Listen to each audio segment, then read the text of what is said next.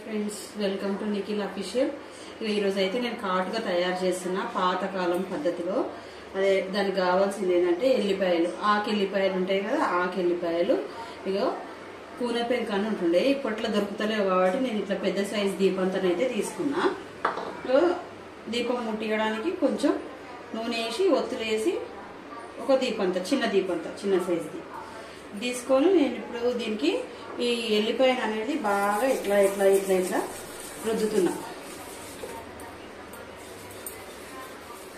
ఇగో ఇట్లా దీపం అయితే మంచిగా పెద్దగా ఒత్తిలాగా చేసి పెద్దగా రావాలి. దీపం అయితే తక్కువ రావద్దు. ఇక దీనికి కొంచెం హైట్లు ఉండాలి కాబట్టి నేనేం చేసిన అంటే ఈ గ్లాసులు 2 సైజు తీసుకొని ఇగో దీనికి మొత్తం ఇట్లా ఎల్లిపాయ రుద్దుకున్నా. రుద్దేసి ఇగో ఇట్లనైతే పెట్టినా.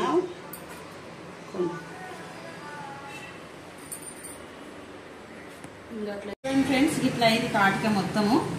దీన్ని ఇట్లా 1 డ్రాప్ కోకోనట్ ఆయిల్ వేసి కలుపుకోవాలి. ఇప్పుడు మంచిగా న్యాచురల్ గా మనం కాటుక తయారు చేసుకోవడం అనేది జరుగుతుంది అనమాట. ఇక చూడండి వాటర్ ఇది మొత్తం ఎట్లా వెళ్ళిపోతుందో పీల్చుకుంటా. ఇక చూడండి ఎంత బాగా వచ్చిందో కాటిక, అసలు ఎంత బాగా న్యాచురల్ గా వచ్చింది. సూపర్ అంటే సూపర్ వచ్చింది ఫ్రెండ్స్. ఈజీగా ఎటువంటి కెమికల్ లేకుండా ఏం లేకుండా ఈజీగా మంచిగా తయారు చేసుకోవచ్చు. చిటికెలు అయిపోతుంది కాటికి. అయితే ఎంత న్యాచురల్ గా బ్యూటిఫుల్ గా ఎంత బాగా వచ్చిందో.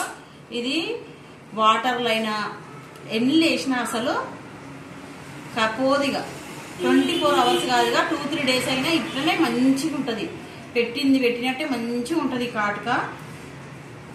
ఇక మెత్తగా వచ్చింది. ఓకేనా? నా వీడియో కానీ నచ్చితే లైక్ చేయండి, షేర్ చేయండి, సబ్స్క్రైబ్ చేయండి.